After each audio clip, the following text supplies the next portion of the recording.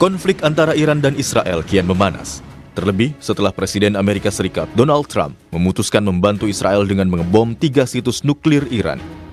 Sejumlah pihak khawatir ikut campur Amerika Serikat menjadi lonceng perang yang menyulut konflik semakin meluas.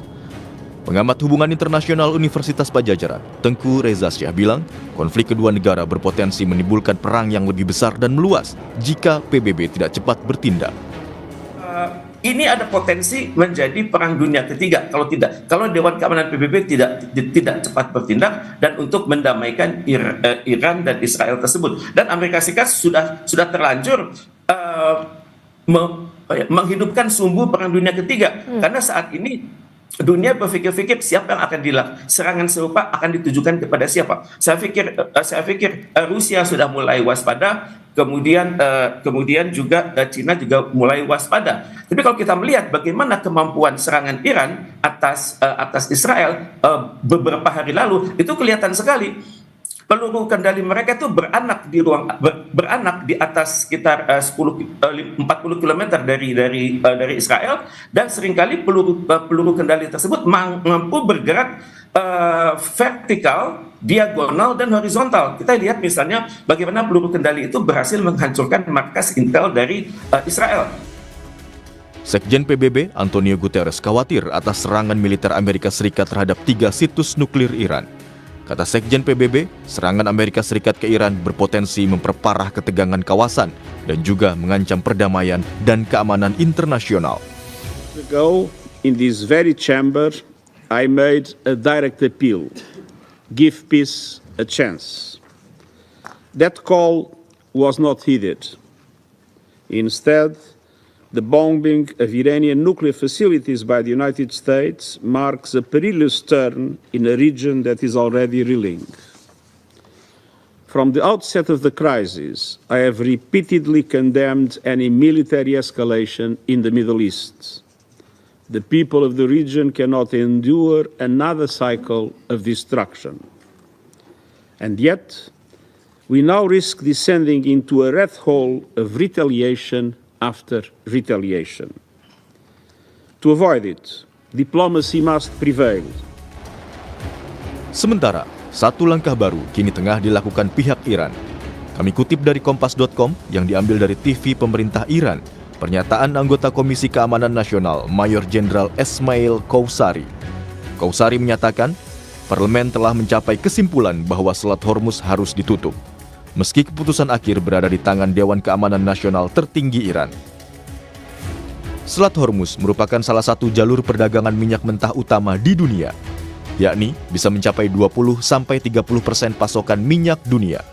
Jalur ini juga menentukan kelancaran distribusi dari 20% gas alam cair dunia.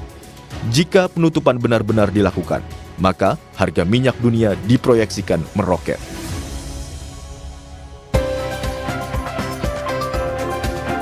Ikut campur Amerika Serikat dalam konflik Iran dan Israel berpotensi menimbulkan perang yang semakin meluas, termasuk kekhawatiran pecahnya perang nuklir. Selain korban jiwa dan kerusakan wilayah, dampaknya juga bisa berimbas ke berbagai sektor. Kemudian apa saja dampaknya bagi kedua negara dan internasional? Kita akan membahasnya bersama dengan sejumlah narasumber. Ada Stanislaus Rianta, pengamat intelijen dan keamanan, dan juga Syamsu Rizal, anggota Komisi 1 DPR RI, fraksi PKB. Selamat pagi Pak Stanislaus, Pak Rizal. Selamat pagi, Assalamualaikum. Waalaikumsalam. Saya ke Pak Stanislaus terlebih dahulu. Ini kita baru mendapat informasi bahwa memang sudah ada pengumuman gencatan senjata tapi oleh Amerika Serikat nih Pak Stanislaus. Ya. Kalau kita dengarkan memang belum ada nih pernyataan secara resmi mungkin dari Iran dan juga dari Israel terkait dengan gencatan senjata ini. Anda melihatnya bagaimana terkait dengan konflik antara Iran dan juga Israel? Apakah ini bisa menjadi titik terang atau justru masih panjang sebenarnya? Ya, saya melihat ini malah menunjukkan siapa aktor di balik serangan itu. Karena justru malah aneh ketika yang mengumumkan adalah Amerika, bukan dari Iran atau Israel. Tapi tidak semudah itu saya kira gencatan senjata karena siapa yang mendapatkan keuntungan dari perang ini kan tidak hanya Amerika. Jadi kalau ada suatu peristiwa itu yang pertama kita lacak adalah siapa yang diuntungkan itu. Jadi ada banyak pihak saya kira bukan hanya Amerika tapi ada juga Rusia, ada Cina yang berada di balik peristiwa ini. Jadi pengumuman gencatan senjata oleh Amerika itu saya kira masih perlu ada proses berikutnya setelah 12 hari perang terbuka ini. Jadi kita lihat nanti seperti apa. Kita yakini kalau itu gencatan senjata, kalau yang mengumumkan adalah Israel sendiri dan Iran. Jadi baru kita bisa yakin bahwa itu gencatan terjadi. Dan hanya perang terbukanya yang gencatan, tapi saya kira perang tidak terbukanya, perang di bawah tanah masih akan berlangsung. Oke, ini kan pengumuman gencatan senjata oleh Donald Trump ini kan terjadi setelah beberapa jam lalu pangkalan militernya AS itu diserang yang di Qatar gitu. Kemudian ada peran juga dari pemerintah Qatar yang bisa melobi Iran untuk bisa gencatan senjata. Anda melihatnya ada apa di balik ini? Apakah memang Amerika Serikat mulai ketar-ketir karena sudah diserang pangkalan militernya atau seperti apa, Pak? Ya biasa kalau seperti anak kecil bermain itu ketika mainannya rusak maka dia akan mengajak berhenti. Itu kan biasa seperti itu kan. Jadi kita lihat Amerika ketika pangkalan militernya diserang seperti orang bermain aja, permainannya rusak dia ngajak berhenti permainannya, minta selesai itu. Nanti ketika permainannya alat mainannya udah utuh kembali, dia merasa aman, dia bisa bermain lagi gitu. Seperti kebiasaan Amerika. Apakah ini tanda juga bahwa Amerika Serikat akan menarik diri dari konflik Iran-Israel, Pak, kalau sudah kemudian mengumumkan gencatan senjata gitu, Pak? Ya, saya kira tidak mungkin ketika ada suatu peristiwa yang melibatkan dua negara, Amerika menarik diri. Secara terbuka mungkin dia akan menarik diri, tapi di balik permukaan dia tetap akan bermain. Dan saya kira pemainnya bukan hanya Amerika, ada banyak pemain yang kebetulan yang sekarang sudah mengaku hanya Amerika ya, tapi saya kira masih ada beberapa negara lain yang terlibat. Oke, baik. Saya ke Pak Rizal dulu. Pak Rizal, ini baru saja kita dapat kabar gitu ya dari Amerika Serikat mengumumkan gencatan senjata. Kemudian ini bisa berpotensi mungkin ya sedikit banyak untuk meredam konflik antara Israel dan juga Iran. Mungkin juga bisa mengurangi serangan-serangan di Iran, terutama ada WNI kita di sana. Sejauh ini dari DPR untuk ke pemerintah seperti apa, Pak? Ini karena Pak Prabowo juga sudah memanggil Panglima TNI, kemudian memanggil Kapolri juga, memanggil Menko Polkam juga. Apa kemudian yang bisa Anda cermati, Pak?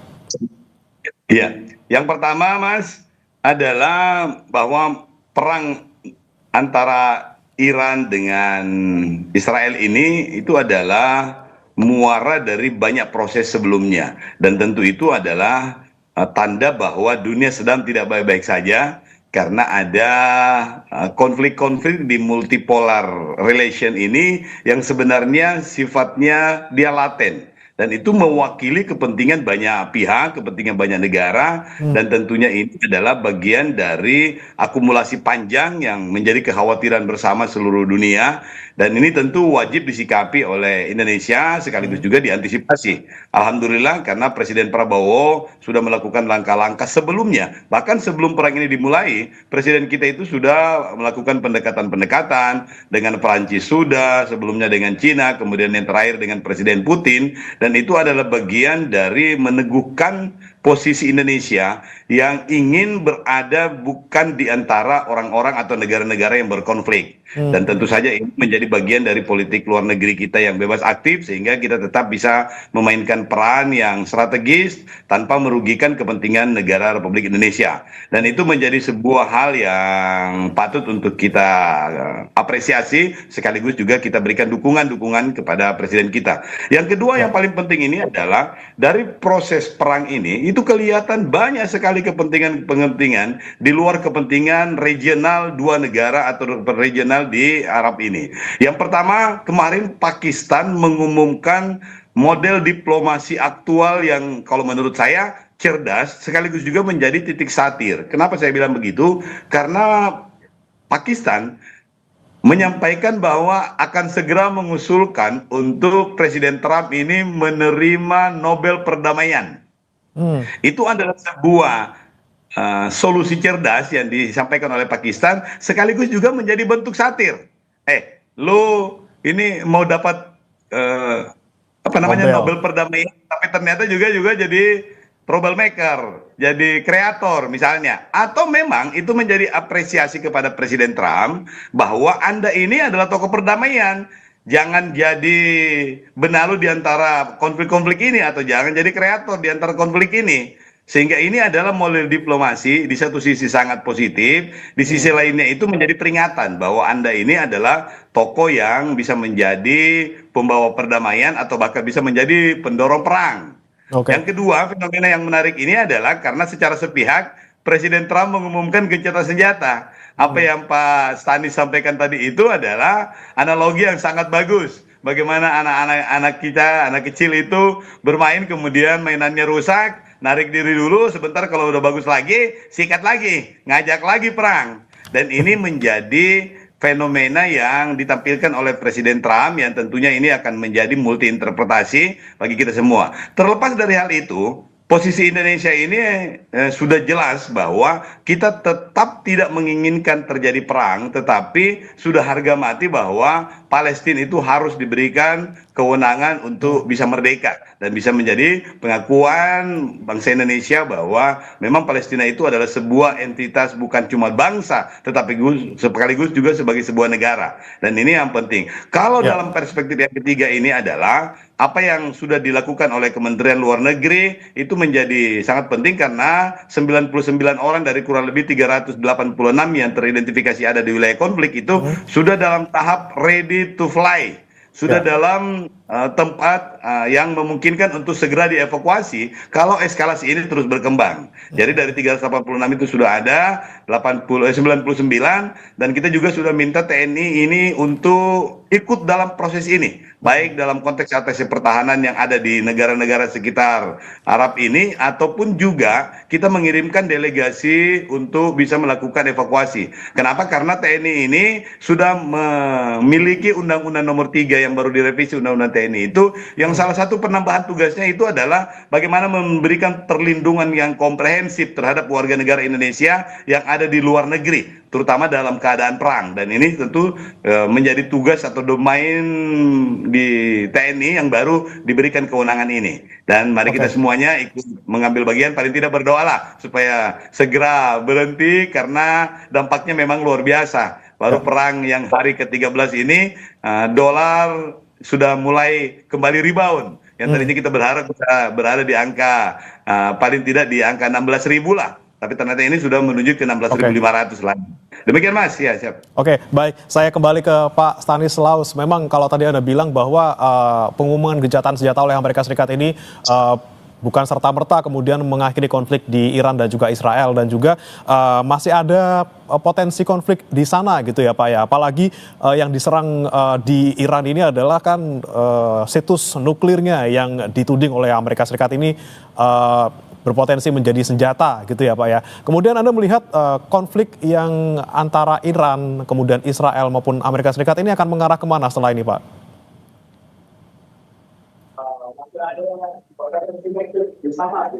Pak Stanislaus? Ya Pak. Oke. Ya, saya kira tadi bisa mendengar pertanyaan saya Pak? Diulangi Pak. Oke, baik. Ini kalau Anda melihat konflik antara Iran dan Israel, kemudian keterlibatan dengan Amerika Serikat akan mengarah kemana Pak? Apalagi yang diserang oleh Amerika Serikat dan juga Israel ini kemarin terakhir adalah di situs-situs nuklirnya. Ya, kita melihat sebenarnya ada dua kubu ini, ada dua kubu yang antara Israel dengan Amerika dan Iran dengan Rusia dengan Cina, ini kan semacam ada dua kubu seperti ini. Nah, yang kita harus hati-hati adalah ini bisa memicu perang nuklir memang, apalagi ketika Korea Utara juga sudah mulai membuat suara bahwa dia akan membuat perhitungan jika dia kepentingannya akan terganggu, aliansinya akan terganggu. Nah, saya kira yang perlu kita hati-hati lagi adalah dampak untuk kita, dampak untuk Indonesia gitu loh. Kemarin di Suriah sudah ada aksi terorisme yang meledakkan diri di gereja, 20 orang tewas. Ini saya kira perang seperti ini itu bisa memicu kelompok-kelompok lain atau fiksi-fiksi lain untuk melakukan aksi yang sama terhadap musuh-musuhnya. Jadi dampak itu tidak hanya pada Iran dan Israel, tapi juga dampak-dampak lain yang cukup membahayakan. Dan kita agak diuntungkan sebenarnya, kita diuntungkan dengan politik kita yang tidak berpihak kepada siapapun, ini agak menguntungkan kita, tetapi kita harus ingat bahwa banyak warga negara Indonesia juga di Timur Tengah, kemudian banyak juga kelompok-kelompok di Indonesia yang berafiliasi dengan kelompok-kelompok di Timur Tengah. Saya kira kita harus waspada di situ. Ya. Oke, kemudian Pak Stanislaus, kalau Anda melihat respon dari sekutu-sekutu Iran maupun dari Amerika Serikat yang kemudian masing-masing juga punya senjata nuklir gitu ya, sejauh apa dari Anda menilai respon mereka, kemudian seberapa besar juga potensi ataupun resiko terjadinya perang nuklir ketika melihat pernyataan-pernyataan dari para kepala negara? Ya, pernyataan ini mungkin masih bersifat untuk menggertak atau menakut-nakutin ya, tetapi ketika sebuah negara menggunakan nuklir untuk perang terbuka, saya kira mereka pasti akan berpikir panjang lagi, karena dampaknya tidak hanya dampak kepentingan negara, tapi ini adalah perdamaian dunia itu, dan dampak nuklir itu saya kira tidak hanya dirasakan pada satu kota yang kena, tapi bisa pada negara dan lingkungannya itu, dan ini saya kira bahaya. Saya kira sudah saatnya kepada PBB atau dunia internasional untuk bersuara untuk menghentikan ini dan tidak menggunakan nuklir lagi sebagai senjata. Ini harus disuarakan karena cukup berbahaya dan dampak terhadap kemanusiaan cukup besar. Saya kira kita tidak berpihak kepada Iran atau kepada Israel atau kepada Amerika atau Rusia, tapi kita berpihak kepada kemanusiaan. Jadi berpihak kepada perdamaian, itu yang harus kita wujudkan. Oke, baik. Saya ke Pak Rizal. Pak Rizal, ini kan potensi konflik masih ada gitu ya, walaupun sudah ada titik sedikit ada napas segar dari Amerika Serikat seperti itu. Nah, ini kan sebenarnya evakuasi dari warga negara Indonesia yang ada di Iran ini kan masih bersifatnya tidak memaksa. Apakah kemudian perlu dari pemerintah untuk memaksa seluruh warga negara Indonesia wajib untuk dievakuasi dari sana, Pak? Iya. Nah, inilah yang Lemhanas sementara mengeluarkan kajiannya, dan kami sudah berkoordinasi dengan Lemhanas tadi pagi itu, dan alhamdulillah beberapa kajiannya itu sudah disampaikan ke Bapak Presiden, dan Bapak Presiden juga bahkan sudah menindaklanjuti dengan memanggil Panglima TNI, Kapolri, Menko Polkam, dan beberapa pihak yang kira-kira bersinggungan lah. Tetapi yang paling penting di sini adalah eskalasi perang ini juga akan menentukan bagaimana respon kita. Kalau kemudian ternyata apa yang disampaikan oleh Trump itu benar, direspon positif oleh Iran dan Israel, tentu ini akan menurunkan eskalasi, dan plan A-nya kita itu mungkin tidak perlu melakukan evakuasi langsung dari lokasi itu. Tetapi ada juga plan B itu yang mereka di sementara ini akan direlokasi ke negara lain yang berdekatan, sehingga pada waktu tertentu mereka bisa dimasukkan kembali. Nah, tetapi ini juga beberapa rencana nanti kita minta kepada Kementerian Luar Negeri untuk segera mengambil langkah-langkah strategis, terutama untuk berkomunikasi dengan beberapa kedutaan besar kita yang ada di beberapa negara di sana yang memiliki fasilitas yang cukup untuk menjadi safe house sementara lah, menjadi shelter kita di sana, itu yang tidak perlu dalam konteks diangkut melalui penerbangan, tetapi bisa melalui jalur darat. Yang intinya adalah menyiapkan beberapa program, dan alhamdulillah Kementerian Luar Negeri saat ini memang sudah mengambil langkah-langkah proaktif, dan kita juga dalam waktu dekat ini akan mengundang Kementerian Luar Negeri dan beberapa kementerian lembaga terkait untuk segera membicarakan ini, dan sekaligus juga menyiapkan contingency plan untuk mengamankan warga negara kita yang sementara berada di dekat-dekat atau di dalam lokasi konflik. Oke. Demikian, Mas. Eskalasi harus tetap dilihat ya untuk terkait rencana evakuasi maupun rencana keselamatan WNI di sana. Saya kembali ke Pak Stanislaus. Pak Stanislaus, ini kita kembali berbicara kemungkinan terburuk gitu ya, ketika kita melihat situs nuklir kemudian diserang, kemudian negara yang menyerang ini Amerika Serikat juga diketahui punya kekuatan senjata nuklir yang luar biasa. Kemudian apakah Anda menilai serangan Amerika Serikat beberapa waktu lalu ke Iran, terutama di situs nuklirnya, ini justru kemudian memicu Iran untuk mengembangkan senjata nuklir, walaupun sejauh ini mereka mempunyai situs nuklir ini tidak diperuntukkan untuk senjata seperti itu? Pak Stanislaus. Ya, itu pasti akan dilakukan oleh Iran ketika dia diserang dengan nuklir, dia akan membalas. Ya, Pak? Ya, silakan Pak, dilanjutkan Pak. Pak ya?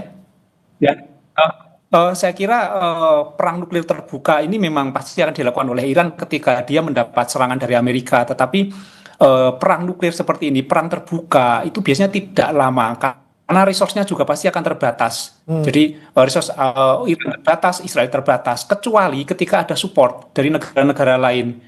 Jadi yang lama itu perang di darat, perang infanteri itu lama, bisa bertahun-tahun. Tapi kalau perang menggunakan peluru kendali, saya kira tidak lama karena akan terbatas. Tapi dampak perang nuklir ini kan sangat mengerikan ya. Dan saya kira semua harus ada kesadaran untuk berhenti. Kesadaran untuk berhenti, bukan kesadaran untuk membalas. Ketika sekarang sudah saling balas, tidak akan berhenti. Ketika diserang, dibalas lagi, diserang, dibalas lagi. Berhentinya adalah ketika semua senjata sudah habis.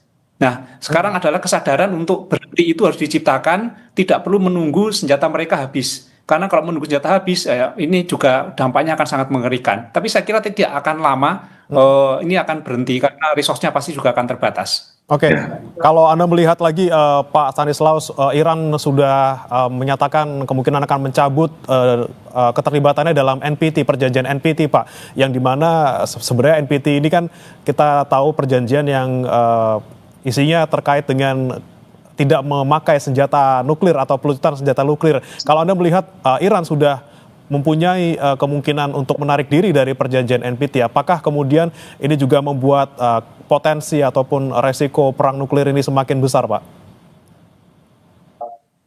Ya, itu pasti, dan itu kan suatu mekanisme untuk menggertak, ya, menakut-nakutin, menggertak, itu akan dilakukan Iran secara terbuka membicarakan itu, dan ini supaya pihak-pihak lain hati-hati terhadap Iran. Ini kan suatu biasa strategi untuk perang urat saraf, namanya perang urat saraf dan propaganda. Ini pasti akan dilakukan oleh siapapun ketika berhadapan dengan orang yang melakukan serangan dengan nuklir, dia juga akan melakukan ini. Ini standar mereka untuk melakukan perang urat saraf, ya kira. Kita harapkan ini hanya gertakan dan tidak sampai terjadi. Tapi kalau ketika kita kemudian terjadi amit-amit, seperti apa dampaknya? Kita akan bahas setelah yang satu ini, saudara. Tetap bersama kami di Sapa Indonesia Pagi.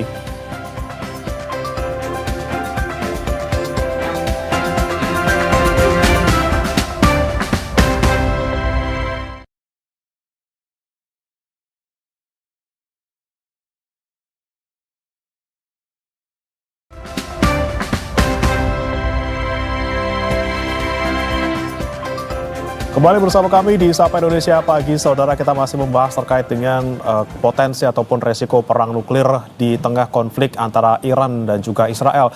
Saya kembali ke Pak Stanislaus. Ini kan memang dari Iran sendiri kita cermati ini mungkin hanya gertakan saja terkait dia menarik diri dari perjanjian NPT. Tapi kemudian kalau misalnya benar-benar terjadi perang nuklir, kemudian melibatkan sekutu masing-masing negara Israel maupun Iran dengan kekuatan nuklir yang luar biasa dimiliki, seperti apa dampaknya jika memang kemudian perang nuklir ini benar-benar terjadi, Pak? Ya, kalau ini terjadi, saya kira dampaknya akan melebihi perang dunia kedua, ya. Jadi kalau memang ini terjadi, ya, dengan sekutu-sekutunya, dan banyak sekali yang akan menjadi korban. Jadi kita nggak bisa membayangkan seperti apa yang akan itu nuklir, karena itu bukan hanya pangkalan militer yang akan diserang, pasti nanti manusia di sekitarnya. Dan saya kira yang lebih penting lagi adalah peradaban akan musnah ketika perang nuklir terjadi. Jadi kita harus semaksimal mungkin untuk mendorong mungkin melalui mekanisme di PBB dan untuk menghentikan ini, karena kalau itu benar-benar terjadi, saya kira peradaban kita akan hancur. Oke, di sini Indonesia juga mungkin termasuk dalam negara yang potensinya paling aman gitu ya jika terjadi perang nuklir.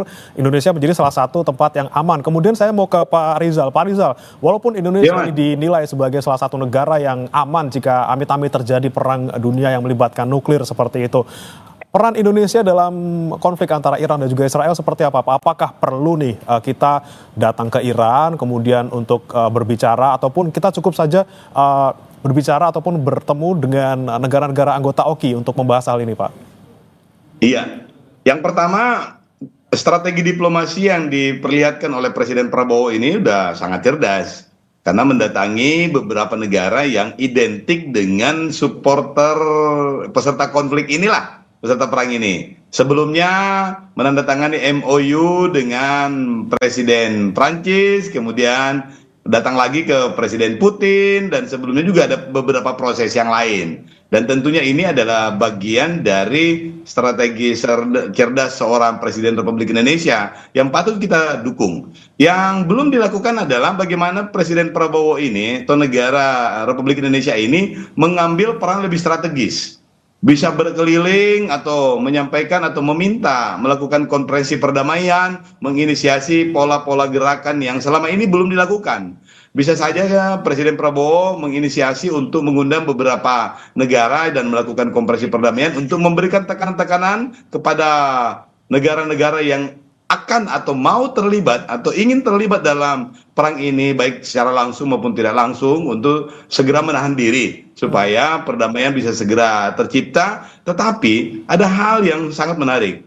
Yang pertama, dalam kondisi internal negara kita ingin supaya di Indonesia ini kelompok-kelompok tertentu yang berafiliasi kepada peserta perang, anggaplah kepada Iran atau kepada Israel ini, untuk menahan diri. Karena Indonesia ini adalah salah satu negara yang sangat diperhitungkan dalam membangun citra dukungan dengan negara-negara lain, sehingga beberapa ormas atau beberapa organisasi yang selama ini teridentifikasi dekat dengan kelompok tertentu atau negara tertentu diminta untuk tidak mengeluarkan pernyataan-pernyataan apalagi yang mengatasnamakan Indonesia. Tentu platform media sosial dan platform digital yang lain ini penting untuk dikontrol, sekaligus juga menegaskan posisi Indonesia bahwa kita di Indonesia ini satu suara, hanya yang suara yang dikeluarkan secara resmi oleh Presiden Republik Indonesia. Yang kedua adalah non-proliferasi ini adalah perjanjian yang selama ini diklaim hanya menguntungkan salah satu pihak, yaitu pihak tertentu yang dianggap mengendalikan isi dari non-proliferasi nuklir ini. Oleh karena itu, ke depan ini menjadi momen penting bagi Iran terutama dan beberapa sekutunya ini untuk melihat kembali bagaimana perjanjian ini direvisi sehingga memberikan ruang yang relatif sama kepada seluruh negara. Ya, sehingga kedepannya nuklir itu hanya bisa dikembangkan untuk kepentingan-kepentingan tertentu, terutama terhadap kepentingan pangan atau kepentingan energi atau kepentingan-kepentingan lain yang sifatnya memang bukan untuk pertahanan negara atau bukan untuk alat-alat perang. Nah, ini yang penting Presiden kita untuk mengambil bagian dalam proses diplomatik internasional ini, ya.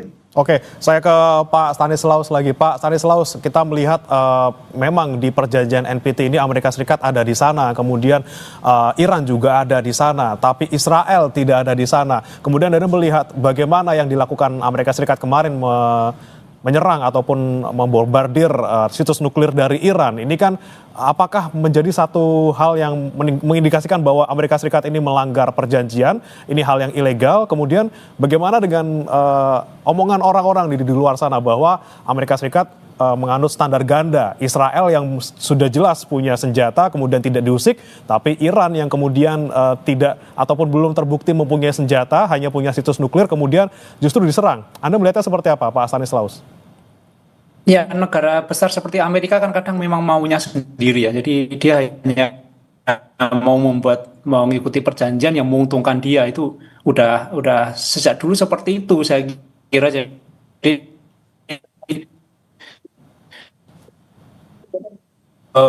standar seperti itu ya,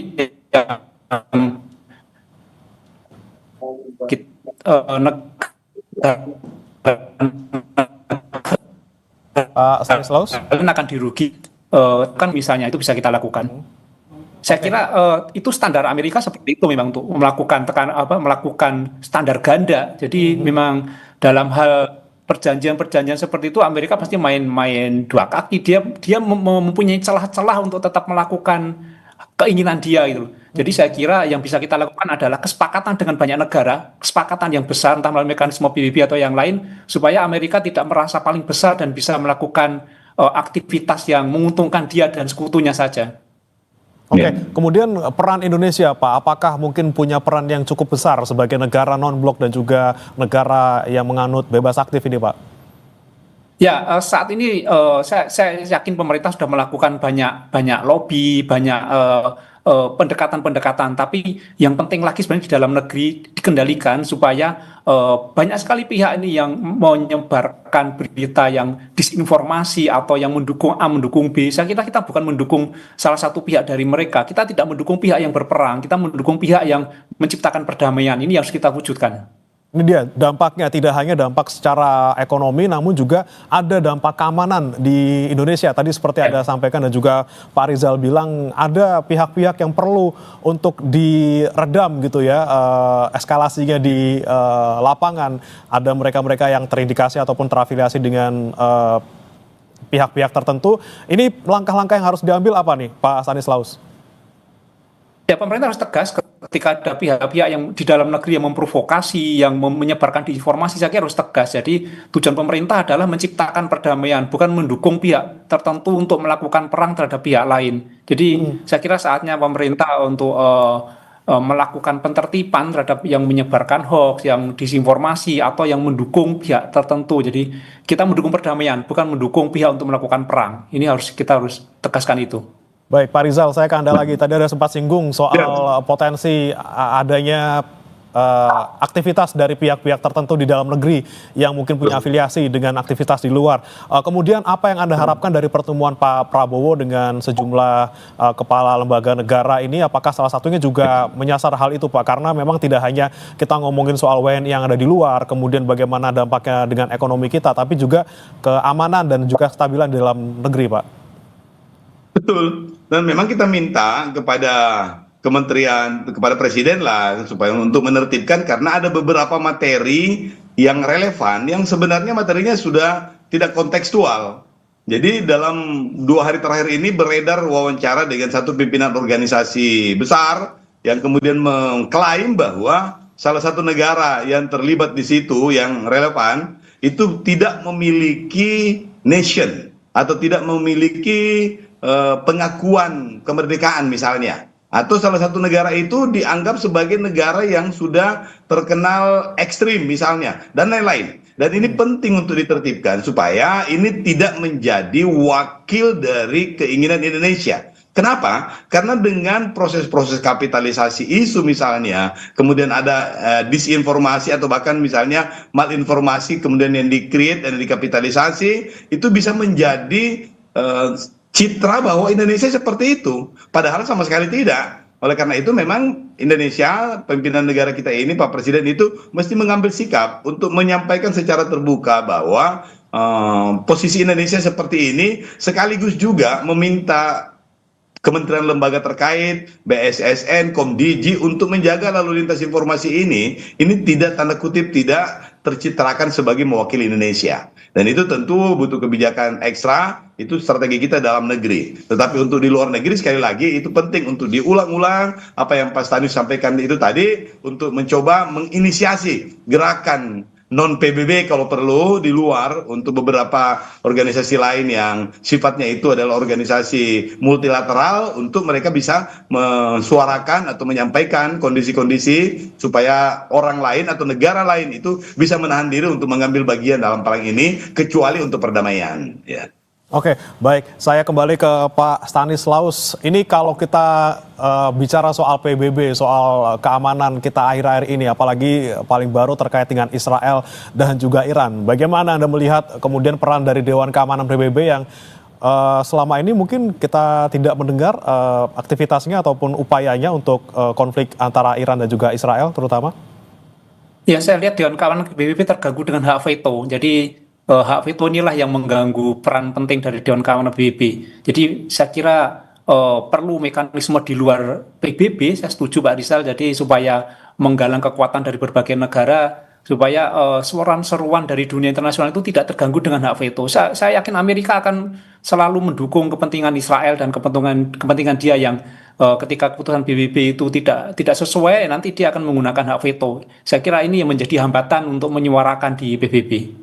Oke, baik, terakhir saya ke Pak Stanislaus lagi, nanti saya juga ke Pak Rizal. Pak Stanislaus, kemudian bagaimana Anda melihat potensi konflik ini sekali lagi ke depannya, kemudian jangka pendeknya ataupun jangka panjangnya, dan terutama bagi Indonesia, apakah kita juga cukup harus waspada dan juga harus mengantisipasinya dengan waspada juga Pak, melihat eskalasi yang ada sekarang? Ya, saya berharap tidak ada pemain lain di dalam Iran Israel ini, karena pemain itu akan memberikan support dan membuat perang semakin parah. Ya, kita berharap bahwa para pemain ini bukan menambah energi untuk perang, tapi menciptakan perdamaian. Dan kita di dalam negeri kita harus berfokus bahwa kita berorientasi bukan membela A atau B, tetapi kita menciptakan perdamaian. Saya kira itu, Pak. Oke, baik. Terakhir saya ke Pak Rizal sebelum kita tutup. Pak Rizal, harapan Anda untuk pemerintah, langkah-langkah strategis apa sekali lagi yang perlu diambil paling sekarang ataupun yang paling mendesak yang harus dilakukan sekarang, terutama untuk WNI kita dan juga untuk keamanan Indonesia sendiri, Pak? Ya, untuk perspektif keamanan yang paling penting adalah Presiden Prabowo ini menggunakan momentum ini untuk mendeklarasikan kepada dunia bahwa aspek-aspek pertahanan militer bukan lagi menjadi aspek paling penting untuk menjaga perdamaian dunia. Yang paling penting itu adalah lingkungan, paling penting itu adalah energi dan pangan, sehingga Sustainable Development Goals ini menjadi dasar bagi kita semuanya ini untuk mengambil kebijakan-kebijakan luar negeri. Tentu aspek pertahanan bukan hal yang tidak penting, tetapi aspek energi dan ketahanan pangan itu menjadi aspek yang jauh lebih penting dan lebih universal. Sehingga ini isu ini bisa diterima oleh negara-negara lain yang memiliki hambatan-hambatan psikologis soal pertahanan. Yang kedua adalah bagaimana Presiden Republik Indonesia bisa mendelegasikan kepada Panglima TNI atau kepada Kementerian Luar Negeri atau kepada lembaga lainnya atau bahkan kepada person KBRI tertentu yang dianggap itu bisa representatif untuk memastikan ada peta pengamanan warga negara Indonesia yang ada di sana dan memiliki beberapa kontingensi plan untuk segera bisa dilaksanakan. Ya, demikian, Pak. Oke, baik. Bukan hanya soal pertahanan, tapi juga ketahanan kita, terutama ketahanan ekonomi. Kemudian bagaimana masyarakat kita juga, sekali lagi tidak hanya soal keamanan, tapi juga bagaimana mereka bisa mendapatkan barang-barang dengan harga yang tidak terlalu tinggi.